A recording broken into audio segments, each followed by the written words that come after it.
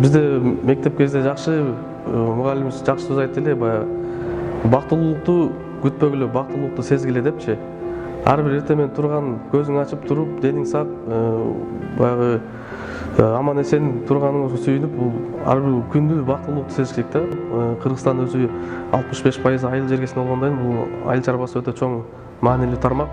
Айыл чарба деген бул эң биринчиден бул тамак аш коопсуздугун камсыздоо. Бизде эң биринчи адамзатка эмне керек? Бул тамак аш керек. Ошону камсыздоо үчүн биз жерге тийиштүү мамиле кылышыбыз керек. Мынакей айыл чарбасы өзү эле айтып атпайбы? Айылдан башталат деп. Ар бир иш айылдан башталып келет да. Негизи биздин маселе саясат жүргүзүү айыл чарбасы тармагында жаңы мыйзам долбоорлор, жаңы токтом долбоорлордун баягы жеңилдетүү шарттарын түзүп берип, мамлекеттик колдоо жагын көбүрөөк кылыш керек. Мен ойлойм, бизге жаңы күч келди, жаңы ой, жаңы талап. Мен ойлойм, ушул ишке ашса бизде ошо айыл чарбасына менимче көп жаңылыктар кирет деген ойдомун. Катардагы айылдагы фермерлерге өзүмдүн ошол ишмердүүлүгүн өнүгүшүнө өзүмдүн жардамымды тийгизе алсам, ошол мага чоң мотивация берет да. Мен өзүм үйрөтпөстөн деле хотя бы ошол мыйзам чегинде ошолорду жазышып, ошолорду ишке ашырып кетсем, мен өзүм биякта максатым ишке ашат деп ойлойм да. Ошол эле экспорт маселеси боюнча дагы түз дыйкандар менен ассоциациялар биригишип, түз жол ачып берип, сатуу компанияларга ушул тармактан да иштейт. Анан кайра иштетүү тармагын өнүктүрбөсөк, биз баягы сырьевой база болуп калабыз да. Кыргызстан өндүргөн жөн эле баягы сатып, чыгымга учурап, ширип кетет. Анын эгер өндүрүлгөнүбүздү кайра жетилген продукцияны сатсак, ал албетте уже башка кирешеси да башка болот да. Өзүм салым кошуп кетишим керек деген негизи максат менен келгемде эң башында. Жанагы органикалык стандарттарды бияка киришибиз керек. Ал боюнча Японияга да окуп келдим. Ошолордун ушу билимимди ошол жерге салып, ушу биздин дыйкандарыбызды ошол стандарттарга үйрөтүшүбүз керек.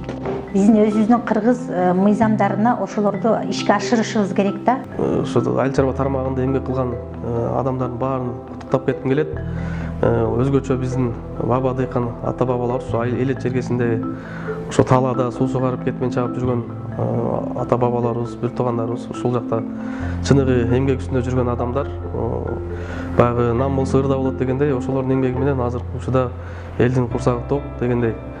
Эми баарына ден соолук, узун өмүр каалайм. Урматтуу кесиптештер, сиздерди ушул айыл чарба кызматкерлери күнү менен чын жүрөктөн куттуктаймын. Ар бир мамлекетти өнүктүрүш үчүн бул ден соолук керек. Ошон үчүн коллективге мен биринчиден ден соолук, ынтымактыкты каалаймын. Ошондой эле Өз салымыбызды кошуп, айыл чарбасын өнүктүрүүгө дагы көп иштер жасайбыз деген максаттамын. Өлкөбүз өнүгүп, Кыргызстанда дайыма ушу эркиндиктин туусу желбиреп турсун, ынтымактын чырагы жанып эле ар дайым өлкөбүз өнүккөн мамлекеттердин катарына кошулсун.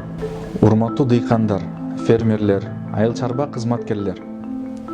Мен сиздерди Кыргыз Республикасынын айыл чарба кызматкерлеринин кесиптик майрамыңыздар менен чын жүрөгүмдөн куттуктайм. Пандемиянын учурунда баарыбыз биринчи байлык ден соолук экенин түшүндүк.